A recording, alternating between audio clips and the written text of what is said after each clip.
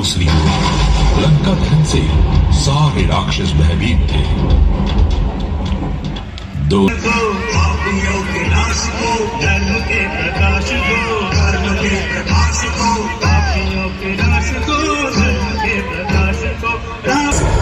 मारीच की मां तारका सहित कई अन्य राक्षसों का वध किया और मुनि ऋषि इस आतंक से मुक्त हो गए। इसी दौरान पत्थर में परिवर्तित अहिल्या को फिर से मानव रूप में जीवित करके अहिल्या का कल्याण किया। अच्छे अच्छे सूरमा और बलशाली राजा सीता स्वयंवर के दौरान जिस धनुष को उठा तक ना सके, उसे राम ने बड़ी सरलता से तोड़ डाला और सीता मैया ने वरमाला श्री राम के गले में डाल दी। ज्येष्ठ पुत्र श्री राम के राजाभिषेक की तैयारी हो ही रही थी कि कैकई की दासी मंत्रा ने कैकई के कान भरने शुरू कर दिए। कैकई को स्मरण कराया गया कि उसको राजा दशरथ ने 2 वरदान दिए हुए हैं, जिसके बल पर कैकई श्री राम के 14 खुशी खुशी स्वीकार किया। वहीं अनुज लक्ष्मण और सीता माता ने श्री राम के साथ वनवास काटने का प्रण किया। मानवता की रक्षा हेतु मार्ग में कई राक्षसों का संहार करते हुए तीनों पहुंचे पंचवटी। राम और लक्ष्मण की सुंदरता पर मोहित शूर्पणखा ने दोनों के समक्ष विवाह का प्रस्ताव रखा। दोनों भाइयों द्वारा अस्वीकार करने पर शूर्पणखा ने अपने असली राक्षसी रूप को दर्शाया, जिसके फलस्वरूप लक्ष्मण ने उसकी नाक काट डाली। शूर्पणखा ने रोते चिल्लाते रावण के सामने अपना दुखड़ा सुनाया और अपमान का बदला लेने के लिए रावण को भड़काना शुरू कर दिया। क्रोधित रावण ने सीता हरण की योजना बना डाली। रावण ने मारीच को कपट मृग का रूप धारण करने का आदेश दिया। सुनहरी सरीखी आंखें अत्यंत सुंदर मृग पहुंचा सीता मैया की कुटिया के पास।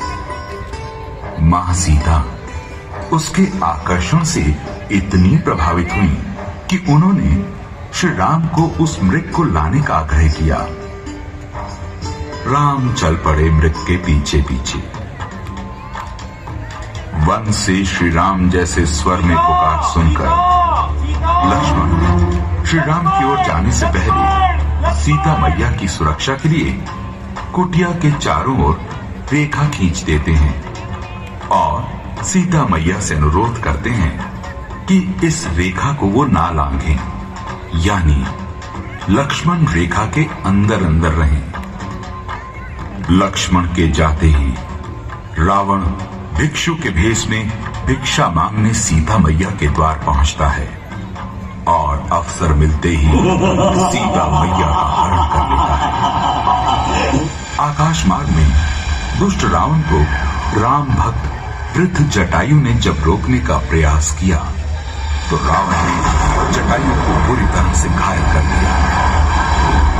कुटिया में लौट कर आने पर सीता मैया को ना पाकर श्री राम और लक्ष्मण दोनों चिंता में डूब जाते हैं, विचलित हो जाते हैं। खोज शुरू होती है। खोज करते करते राह में जटायु ने दोनों भाइयों को रावण के दुष्कर्म के बारे में बताया। व्याकुल भाई जब सीता मैया की खोज में भटक रहे थे, तभी उनकी भेंट होती है श्री हनुमान जी से। राम लक्ष्मण की व्यथा सुनने के पश्चात हनुमान जी सुग्रीव के साथ मिलकर सीता मैया को ढूंढने का बीड़ा उठाते हैं। खोज करते करते श्री हनुमान जी को जटायु के बड़े भाई संपाति बताते हैं कि मां सीता को रावण दक्षिण दिशा की ओर ले गया है।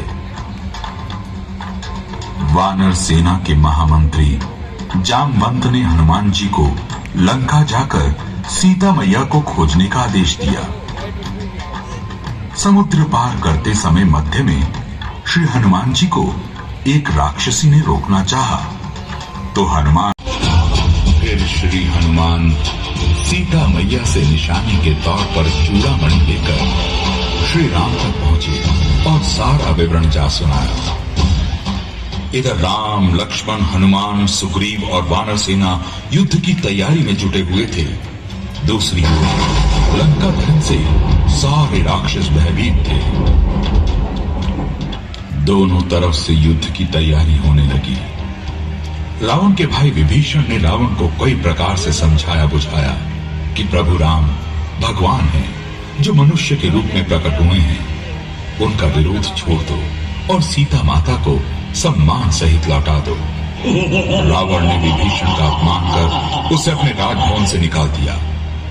विभीषण श्री राम का दर्शन लाभ लेने के लिए राम के शिविर में आ गए, जहां राम ने उसे स्वीकार कर उसका राज्याभिषेक कर उसका राज तिलक कर दिया। लंका तक समुद्र मार्ग जामवंत ने नल और नील को बुलाकर पुल का निर्माण शुरू करवा दिया। सेतु तैयार हो गया। लंका के किलों के चारों ओर के दरवाजों पर वानर भालू की सेना ने आक्रमण कर दिया। वानरों के झुंड राक्षस योद्धाओं के शत्रुओं को मसलने लगे। इधर लक्ष्मण मेघनाथ की ओर बढ़े। मेघनाथ ने घबराकर वीर घातनी शक्ति चलाई, जो लक्ष्मण की छाती में लगी और वो मूर्छित होकर पड़े। हनुमान जी उन्हें उठाकर शिविर में ले आए। जामवंत के कहने पर लंका के वैद्य सुषेण को बुलाया गया।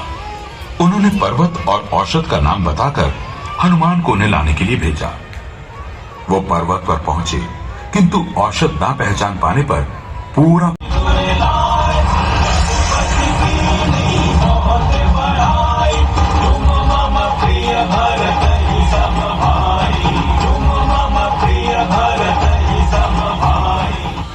उपचार हुआ।